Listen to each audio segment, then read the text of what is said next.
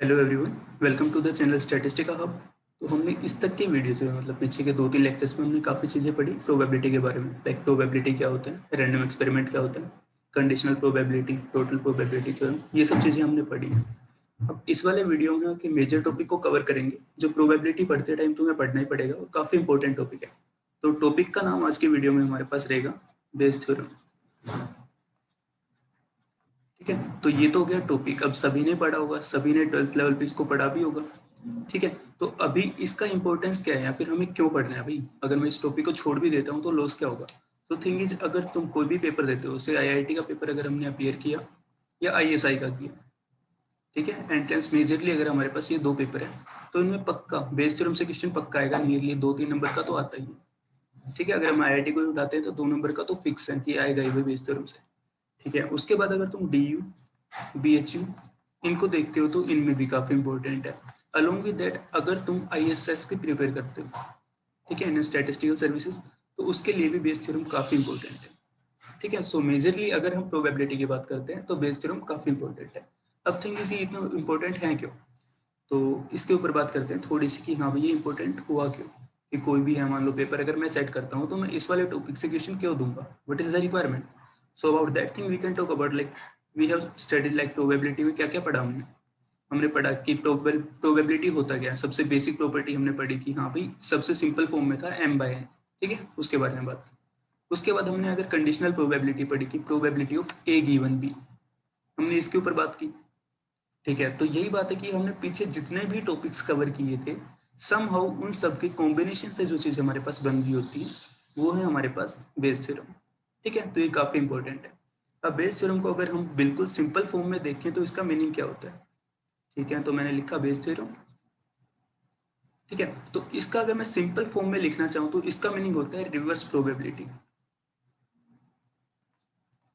ठीक है, अब रिवर्स प्रोबेबिलिटी कहने का मतलब क्या है, या फिर इसको दूसरी फॉर्म में लिखते हैं पोस्टीरियर प्रोबेबिलिटी। ठीक है, अब इन वर्ड्स का मीनिंग क्या, अगर हम थोड़ा बहुत भी इसको एनालाइज करके देखते हैं तो इसका मीनिंग क्या हो गया कि अगर हम प्रोबेबिलिटी को इस टाइप में देख रहे हैं कि कुछ ये हुआ, उसके बाद कुछ ये हुआ, उसके बाद कुछ ये हुआ, लेकिन अभी मैंने बोला रिवर्स प्रोबेबिलिटी, तो हाँ इसका मतलब कुछ इधर से हुआ होगा, फाइनल कंडीशन हमें पता होगी, उसके बाद हमें पीछे की चीजों के बारे में बात करनी होगी। ठीक है, तो इसको समझने के लिए सबसे पहले तुमने पिछले वीडियो में एक टॉपिक हमने कवर किया था टोटल प्रोबेबिलिटी थ्योरम, उसको थोड़ा रिवाइज करना पड़ेगा। तो उसके बारे में हम थोड़ी सी बात कर लेते हैं यहाँ पे। तो हम अगर यहाँ पे लिखते हैं total probability theorem. Okay, so let's start. कि हमने लिखा टोटल प्रोबेबिलिटी थ्योरम। ठीक है, अब इसके ऊपर अगर हमें बात करनी है तो अगर तुमने पिछला वीडियो देखा हो तो उसमें मैंने एक एग्जांपल दिया था कि से मेरे पास इवेंट है कि मेरे को भूख लगी है। ठीक है, ए इवेंट मेरे पास था कि हंगर। ठीक है, मेरे को अपनी भूख को मिटाना है। ठीक है, अब मेरे पास 3 ऑप्शन थे। सबसे पहला था कि मम्मी ने अगर पराठे बनाए। दूसरा ऑप्शन मेरे पास था कि फ्रेंड की पार्टी। तीसरा ऑप्शन था, मतलब इसको हम फ्रेंड लिख लेते हैं, तीसरा ऑप्शन था सी, दैट इज चिप्स। ठीक है, तो हो सकता था मैंने सबसे पहले चिप्स को चूज किया, उसके बाद खाना खा लिया, दैट मीन्स हंगर रिमूव हो गई यूजिंग चिप्स। ठीक है, दूसरा ऑप्शन हो सकता था कि फ्रेंड के इधर चला गया, उससे पार्टी ले ली, तो उससे भी मेरी भूख मिट गई। तीसरा ऑप्शन था कि मम्मी के पास जाता हूँ, मम्मी पराठे दे दो, पराठे लिए खा गया। ठीक है, उससे भी हंगर। सो बेसिकली जो मेरी प्रोबेबिलिटी ऑफ ए था कि हंगर मिटाने की प्रोबेबिलिटी क्या थी, वो हमारे पास बनी थी P of A, sorry P of P. ठीक है, ये वाली प्रोबेबिलिटी कि मैंने पराठों को चूज कर लिया। ओके, उसके बाद मैंने क्या किया होगा, प्रोबेबिलिटी ऑफ इवेंट ए भूख मिटाना गिवन दैट पी। ठीक है, कि हमने पराठे चूज किए, उसके बाद हमने खाना खा लिया गिवन दैट पराठे खाए। दूसरा ऑप्शन क्या हो सकता था, प्लस पी ऑफ एफ। ठीक है, फ्रेंड किधर चला गया, dot P of A given F. ठीक है, उसके बाद थर्ड था कि P of C dot P of A given C. ठीक है, ये हमारे पास टोटल प्रोबेबिलिटी थ्योरम थी। अब यहाँ पे हमारे पास ये तो हो गया टोटल प्रोबेबिलिटी थ्योरम जो हम पिछले वीडियो में भी कवर कर चुके हैं। अब थिंग इज, इसका बेस थ्योरम में क्या रोल होगा। ठीक है, किस फॉर्म में हम इसका यूज करेंगे या फिर किस वे में हम इसको थोड़ा एनालाइज करेंगे, एक दूसरे से इंटरलिंक करें। तो अभी मैंने बोला कि कोई इवेंट फाइनली हो गया, इसके बाद ये पीछे की प्रोबेबिलिटी के बारे में बात करेगा, तो किस फॉर्म में बात कर रहा होगा उसके ऊपर देख लेते हैं। तो अब देखते हैं हम यहाँ पे बेस थ्योरम के बारे में। ठीक है, बेस थ्योरम। अभी यहाँ पे क्या हुआ होगा, हमें देखना है पीछे की साइड में। ठीक है, तो हम मान लेते हैं कि किसी आदमी की भूख मिट गई। ठीक है, इसी इस वाले एग्जांपल को हम वापस ले लेते हैं। इससे मैंने बोल दिया कि तुम प्रोबेबिलिटी बताओ कि एक आदमी ने फ्रेंड के यहाँ पे जाके पार्टी की थी, मतलब एक आदमी, वो यहाँ पे मैं ही हूँ, मेरा एग्जांपल लिया था मैंने, ठीक है। तो हम बोल देते हैं कि तुम्हें ये प्रोबेबिलिटी बतानी है कि जो मैंने भूख मिटाई और वीकेंड से जो मैंने खाना खाया वो मैंने फ्रेंड के इधर जाके खाया। That means probability of F given A.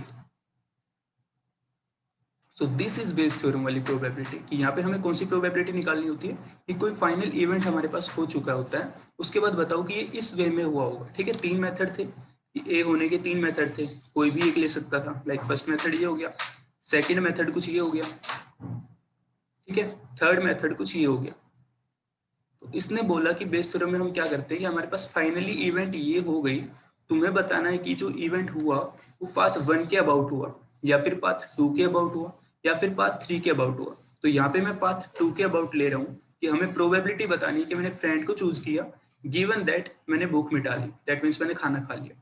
So this thing can be written as probability of F dot probability of A given F divided by probability of A. ठीक है, अब इसको एकदम बेसिक प्रॉपर्टी के साइड में जाते हैं जो हमने प्रोबेबिलिटी के बारे में सबसे सिंपल फॉर्म में पढ़ा था। ठीक है, तो सबसे सिंपल फॉर्म या फिर जो सबसे स्टैंडर्ड फॉर्म होती है वो हमने क्या पढ़ी थी कि P of some event A, this thing can be written as M divided by N, that is favourable cases divided by total cases. ठीक है, हमने सबसे पहली चीज यही पढ़ी थी प्रोबेबिलिटी में, अगर हम देखते थे तो। अब इस चीज को ही हमने यहाँ पे यूज किया है। हमने क्या लिखा, P of A, sorry P of F dot P of A given F. तो जो टोटल प्रोबेबिलिटी थी उसमें से हमने सिर्फ फ्रेंड वाले पार्ट को निकाल लिया। ठीक है, टोटल प्रोबेबिलिटी हमारे पास कुछ ये थी, तो total number of favourable cases, अगर हम इसको इस वे में थोड़ा इंटर रिलेट कर सकते, this is probability, this is not number of cases, but हाँ थोड़ा इंटर रिलेट करने के लिए हम समझने के लिए लिख सकते हैं कि ये हमारे पास हो गया N, that is total possible cases. ठीक है, और सिर्फ ये वाला पार्ट अगर हम उठाते हैं, ठीक है, कि P of F dot P of A given F, तो ये हो गया favourable cases.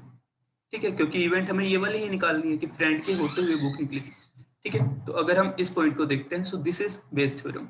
So P of any event A I given A, this thing will be equal to P of A I dot P of A given A I divided by P of A. ठीक है, अब यहाँ पे जो ए आई होते हैं वो disjoint event होते हैं। ठीक है, टोटल प्रोबेबिलिटी थ्योरम अगर तुमने देखी होगी, पिछला वीडियो लेक्चर देखा होगा, तो उसमें समझ आएगा ये चीजें क्या होती है। ठीक है, तो हम किसी भी फॉर्म में बेस थ्योरम को हम कुछ इस वे में यूज करते हैं, कोई भी इवेंट्स हो किसी भी फॉर्म में हमें डिफाइन कर रखी हो। ठीक है, तो प्रोबेबिलिटी के बारे में कुछ ये टॉपिक्स हमारे पास थे, तो आज के वीडियो में हमने बेस थ्योरम को देखा। आई होप जिस वे में मैंने अभी इसको समझा है कि हाँ ग्रुपिंग करके या फिर इसका टोटल प्रोबेबिलिटी फॉर्म में समझा के कि हाँ हम ये वाला पर्टिकुलर केस निकाल लेते हैं यहाँ पे, तो आई होप ये समझ में आया होगा। ठीक है, तो प्रोबेबिलिटी में बेसिकली हमने पूरे वीडियो लेक्चर जो 2 या 3 शायद 4 वीडियो लेक्चर बने, तो इनमें हमने क्या क्या पढ़ा उसके बारे में समराइज कर लेते हैं कि हमने क्या क्या चीजें पढ़ी हैं। तो अगर तुमने मिस कर दिया तो तुम उसको वापस रिवाइज कर सकते हो। हमने सबसे पहले पढ़ा कि प्रोबेबिलिटी क्या होती है, हम प्रोबेबिलिटी किस वे में डिस्कस करते हैं इसके बारे में हमने बात की। फिर हमने बात की कि रैंडम एक्सपेरिमेंट क्या होता है। ठीक है, ये सब आई गेस पहले वीडियो के अंदर होगा। उसके बाद हमने देखा कि प्रोबेबिलिटी के बाद कंडीशनल प्रोबेबिलिटी। ठीक है, और ये disjoint events, okay, exhaustive, exclusive. ठीक है, वो चीज़ें पढ़ी हमने। उसके बाद शायद हमने इंडिपेंडेंट इवेंट्स पढ़े थे। देखो मेरे को पैटर्न याद नहीं है, लेकिन हाँ मैं टॉपिक बता रहा हूँ समराइज की, हाँ हमने ये चीज़ें कवर की है। ठीक है, तो हमने इंडिपेंडेंट इवेंट्स पढ़े। ठीक है, तो ये सब चीज़ें हमने पढ़ी। उसके बाद हम टोटल प्रोबेबिलिटी थ्योरम की साइड में आए। ठीक है, यहाँ पे कहीं पे हमने बोल्स इनइक्वालिटी भी पढ़ा। ओके, एक्सियोमेटिक प्रॉपर्टीज भी पढ़ा। ठीक है, तो इसकी बेसिक डेफिनेशन काफ़ी इंपॉर्टेंट थी। यहाँ पे हमने एसपीपी के बारे में बात की थी। ठीक है, जहाँ पे मैंने बी को डिफाइन करने की काफ़ी मतलब सही वे में डिफाइन करने का ट्राई किया था। आई होप समझ में आया होगा, तो तुम इसको भी देख सकते हो। उसके बाद हमने टोटल प्रोबेबिलिटी, और आज के वीडियो में हमने बेस थ्योरम।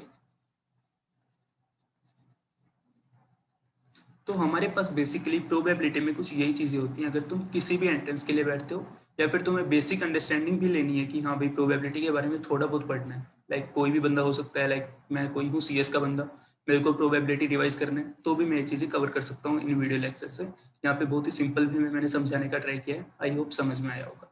तो यहाँ पे हमारी प्रोबेबिलिटी खत्म होती है जो बेसिक लेवल की होती है, इससे हायर की हमें अभी यहाँ पे रिक्वायरमेंट भी नहीं है। ठीक है, इसके बाद तुम किसी भी बुक को फॉलो कर सकते हो। आई सजेस्ट कि हाँ वीडियो लेक्चर सफिशिएंट नहीं होते हैं तो तुम किसी भी स्टैंडर्ड बुक को फॉलो कर सकते हो। यू कैन हैव, सबसे सिंपल फॉर्म तो FMS में लिख रखी है, ठीक है, FMS को पढ़ सकते हो। उसके बाद गोन गुप्ता को देख सकते हो, ये भी काफ़ी अच्छी बुक है। उसके बाद तुम VK रोहतगी को देख सकते हो। ठीक है, ये 3 काफ़ी अच्छी बुक है, मतलब एकदम सिंपल फॉर्म में, ये भी सिंपल फॉर्म में इजीली डिस्क्राइब कर रखा है इन दोनों बुक्स में। ये एक प्यारी बुक है, ठीक है, ये थोड़ी इजी नहीं है लेकिन हाँ ये प्यारी बुक है, इसको पढ़ सकते हैं। ठीक है, तो कुछ के लेक्चर्स थे हमारे पास प्रोबेबिलिटी के अंदर, आई होप हेल्पफुल रहे होंगे। So thanks a lot.